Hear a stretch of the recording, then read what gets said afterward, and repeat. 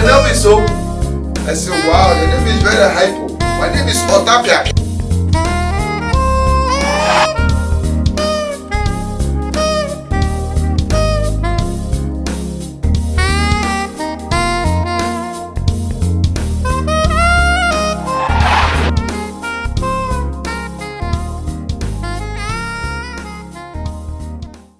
Welcome to yet another terrific episode of Gospel Star Profile on Gracelink TV. If you don't know what Gospel Star Profile is all about, it's where we give you updates on our upcoming Kingdom Stars. You get to know how they kept their connection, who is pastoring them, and who is pouring into them, what inspires them. My name is Ebubechi. My guest today is very well known in the city of Port Harcourt. However, we're not going to talk about my guest right now, and I'm not revealing him right now until we come back from this break. Stay with me, everyone. We'll be right back.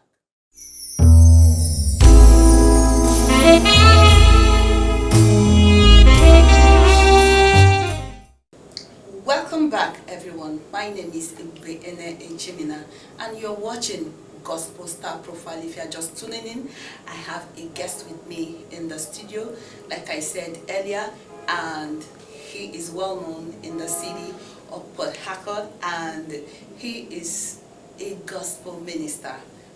He's versatile. He has been trained. He has been able to raise people, and I am talking about nobody else but Emmy. Emmy, smile. You're welcome. Thank you. How you doing? You look good, the glams and all that. Wow, you're welcome. Thank you so much. Yeah, good to have you today. So, who is Emmy? Come meet you. Emmy is from where? And who's Emmy? Your full name? Well, I'm by name Emmy Grace. Okay. I hail from Buguma in Asaitor local government area in River State here. Okay. So I grew up in Port Harcourt. Okay. So I've lived my life, childhood, Life in growing Port up Harcourt. here in Port Okay. Harcourt. Wow. When did you join the Winners family? Well, I joined the Winners family in the year 2012. Wow. Okay. You joined as a worker, or you got born again and joined the church? Well, I've been born again prior to that time. Okay.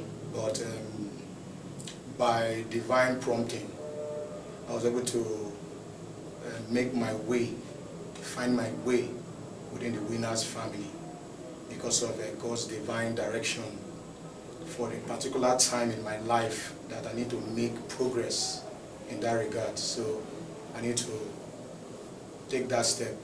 That's why I got myself in Winners Chapel. Okay. So when you joined the church, you started from where? What is your position right now? Well, currently I'm the assistant choir leader, but I didn't just get... In which branch is in it? the Ajib Adajot branch. Okay, assistant choir leader. Okay, but when you joined 2014, did you join as the assistant choir leader? No. I went back to the foundation of what it takes to be a member. Okay. Well, I did a membership class, Okay. obtained my certificate. I went through WOFB as well. I also went through the auditioning in the choir. Okay, you go through I audition. went through all the processes required for you to be a member. Okay. So I decided I don't want to just come. I want to really get grounded in whatever they are doing there. Let me be well established. Okay. Let me know everything that it takes, whatever it takes, to really be well, fully established. Okay, so as an assistant choir leader, you have somebody that is over you. Yeah.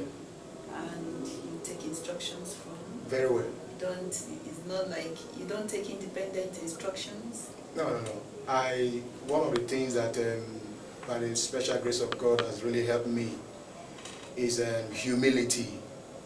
The ability to stay under people, take instructions, bring yourself down, be teachable.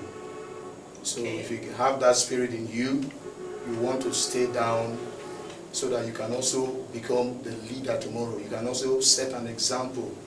You set a good legacy for others that are coming up to follow.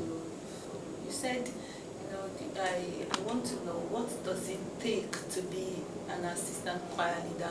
You're going to have a lot of people under you, but at the same time, you have it's not like it's solely, you are not the one solely in charge. So how do you get to carry your people along, as in the area of leadership, in while you're doing your job as singing, coaching, have a lot of young people, so. Well, the first important thing that we need to note here is that the ability to, to rub your mind with the leader, to get the vision of the leadership. When you have the vision of the leader, you can now walk with that vision, because two of you cannot walk except you agree. Yes, Once there's a discord between both of you, there's certainly going to be and it will even affect your output. And at the end of the day, mind you, you're a leader, you're expected to show good example. The other people, the other members are watching you, they're looking at what the leaders are doing. So, these days we talk about leadership by example. Whatever you want the people to do, you do it.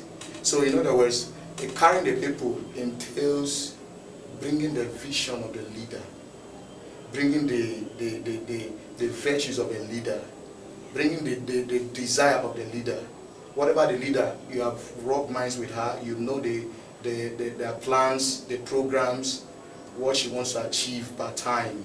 Okay. You connect yourself. You don't bring your own and insist on your own. No, you bring your own as part of your own suggestion or contribution to the growth, to the overall growth and success of what is done there. Okay. Wow. You have an album. Yeah. Can you talk about your album? Well, my first album, I got that first album in 2010. Okay. And it's titled Grace Like Rain. That's my maiden album. Grace Like Rain. What is it all about? As in, what inspired Grace Like Rain? Well, it was inspired from the scripture.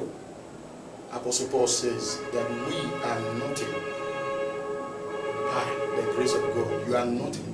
He is what he is today by the grace of God. I am what I am today by the grace of God. And you look at it from your own point of view.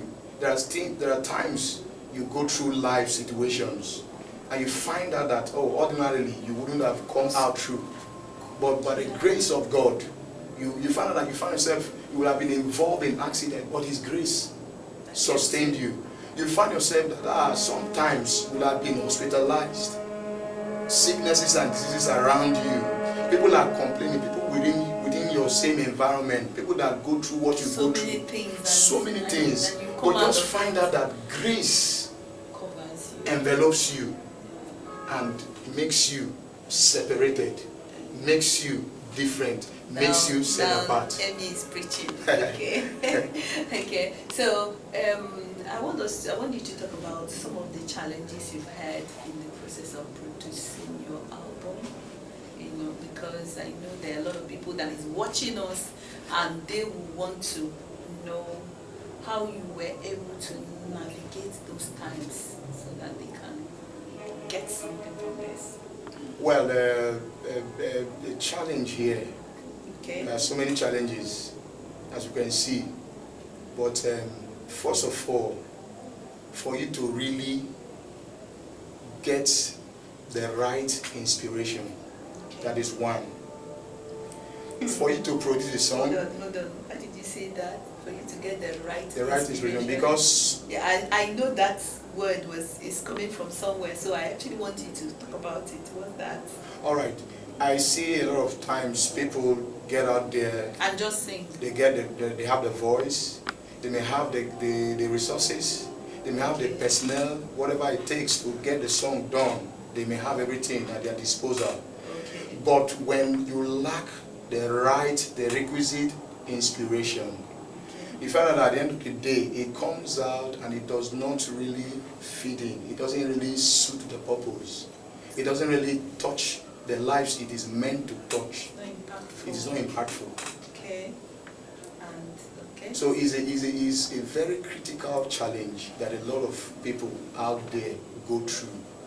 That is why we have a lot of stops out there, but how many of those stops can really stand the test of time? Hold on. I actually want to say something in that area. Somebody said, I was going through my Facebook page and somebody said, is it me or do we have a problem in this country that one doesn't get to hear a song with a message? What happens to we hearing a song that can actually inspire one? So that's actually, I think you are coming from on that particular, because people probably go and sing because I can package an album, I can just do it, and the basic thing that is actually needed is not there, but simply because they feel they have what it takes. And then the other way, somebody have what it takes and does have the wherewithal to get it packaged. Then the next thing again we'll talk about is locating a good producer. A producer that can match the genre of song that you do. The kind of song that can really give you what you require to get out there. Wow. And then challenge of sometimes, like me, when I did my first album, I had to travel all the way from here to Lagos. And then, travel by road. And sometimes, when those days the beginning of a road was something so wonderful that when you travel on the way, you could be stuck there. We sleep on our way. On the road, we sleep on how many times I had to go to Lagos, Okay, I had to sleep on the way. When did you do your first album? 2010. 2010. Yeah. Okay. I know why I asked that question. Hold on, because like we've said a whole lot of things right now as part of the challenges. Of course, there are a lot of other, challenges, but that people face in the area of trying to produce their album. Okay, we're still talking with Emmy and we have so many things to talk about. However, right now we're going to be taking a break and we will be right back.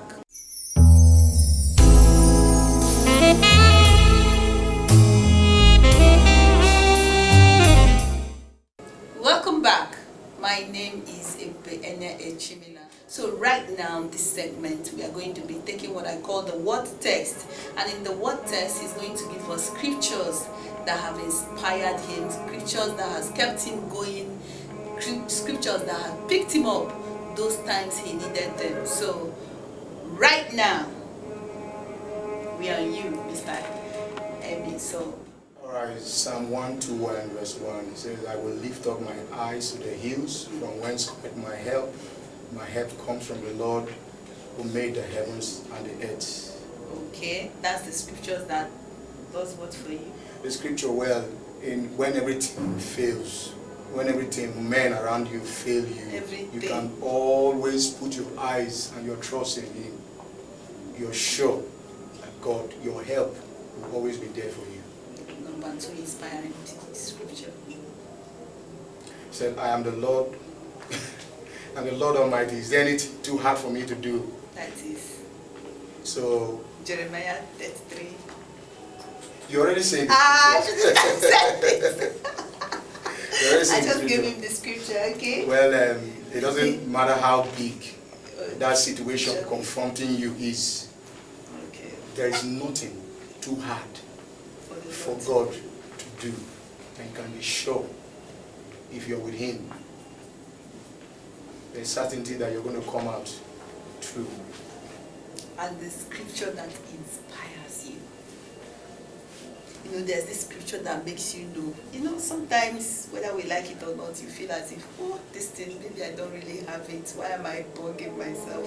Am I even called? Those kind of times. And what scripture inspires you and keeps you working at what you're doing and keeps you going? Well, when it comes to questions like this, there's so many scriptures Yeah, Well, give us due to the one. time Give us frame that we one. have. Give us one. That's the fun of it now. Well, okay, let's take this scripture in Psalm. It says that they that trust in the Lord shall be like Mount Zion, that cannot be moved but abideth forever. So your trust in the Lord gives you the confidence that the challenges of life, the issues of life, the battles of life, when the storms of life come, you're always going to stand. Do you know why we actually look for say the scriptures and we give like all the verses? You know why? Because there's people watching us right now that need a scripture that will pick them up. You don't know there are times that people don't even read their Bible. They might just tune on and they watch this and they hear that scripture and they will catch it. Do you get what I'm saying? So that's why we are talking about the scripture and the verse. That is Psalm 125 verse 1. They that trust in the Lord shall be as Mount Zion, which cannot be removed but abides forever. Well, that brings us to this segment. You know, we are taking a break. We'll be right back. And by the time we come back, we're going to enter the hot seat. Ooh. Stay with me, everyone. We'll be right back.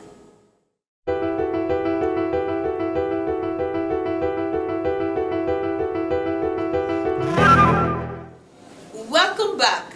My name is Ebubechi, and you're still watching. If you're just tuning in, you're still watching Gospel Star Profile. And I have Emmy with me in the studio.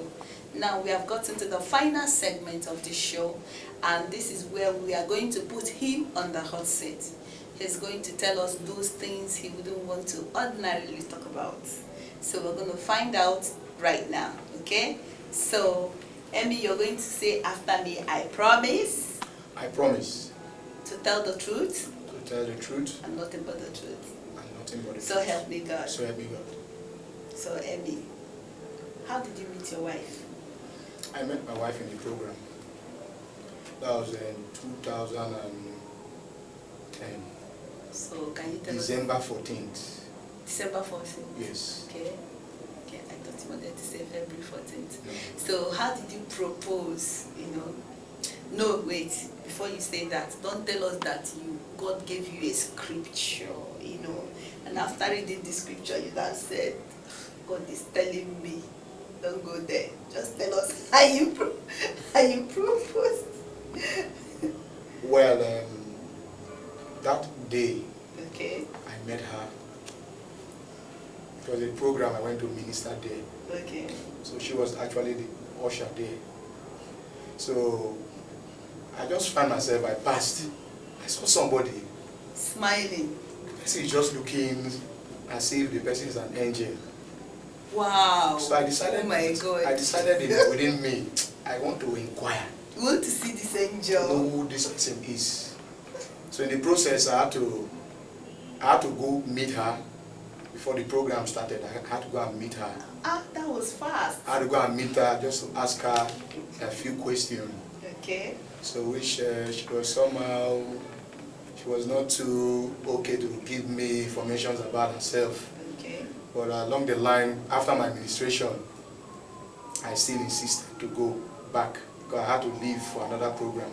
So I called her and she came. I talked with her, but she wasn't giving me any response. So I now pleaded for her to give me a number.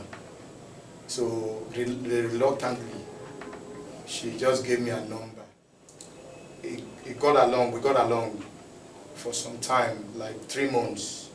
So I now had to ask her to meet me up somewhere at an eatery. So when we got there,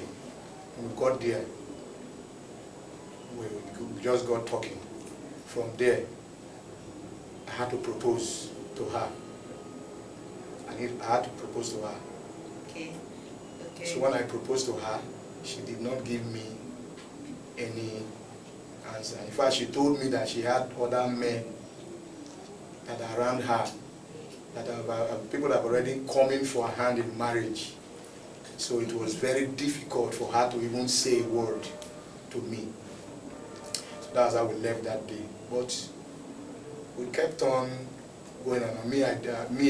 I had a lot of things that came through the relationship that would have even caused me to say, well, I don't think I could continue with this. But I still have this belief in me that she's the one. Okay. You know what I wanted to know, I'm a bit dramatic, so pardon me. I wanted to know whether, okay, you took her to an eatery, you knelt down, brought out your ring, sweetheart, will you marry me? No. I didn't do that. Don't say no. There are people that do that. No, but okay? You know, before we started talking, okay, you made me take an oath here. Okay, you promised to tell the truth. I'm going to tell you exactly what I did. Really? Some other persons will kneel down, and do that. lie down. Okay. So now you've been married for how many years? This year will make it 4 years. 4 years. So by June 16th will be 4 years in marriage. Wow. And you have how many kids? 2 children. 2 children. Okay. So in all that 2 children, in all that 4 years, have you ever felt like laying hands? You know, I'm not talking about praying in tongues on her head. Well, not the ministry of laying of hands. I understand you. Okay. I get your question very well. My pastor used to say this thing, that a man that lays hand on his wife is like a billy goat. That's a serious one. Is in fact I'm even appreciating the man. He said the billy goat is better than that man because you can't see the billy goat fighting the mama goat. That's his own description whenever he wants to counsel men that does that. Okay. So I have never and I will never.